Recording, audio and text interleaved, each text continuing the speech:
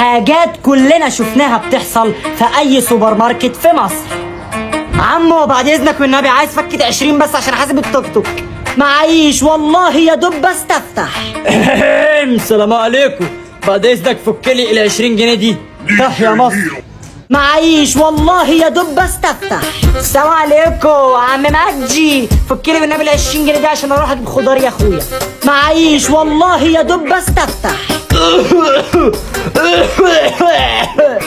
بالله عليك تفك لي ال 20 جنيه دي يا عم مجدي.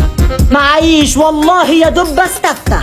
السلام عليكم وعلى كل اللي حواليكم، عم مجدي فك لي ال 20 جنيه دي. معيش والله يا دوب بس تفتح. عم مجدي فك لي ال 20 جنيه ديت الله يبارك لك. معيش والله يا دوب بس تفتح. عم مجدي فك لي 20 جنيه دي بسرعه والنبي عشان امي في المستشفى وحساب المستشفى 19 جنيه بس.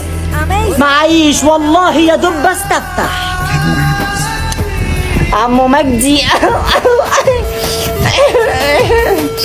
ممكن بليز تفك لي ال 100 جنيه ديت. عينيا يا روح قلب عمو.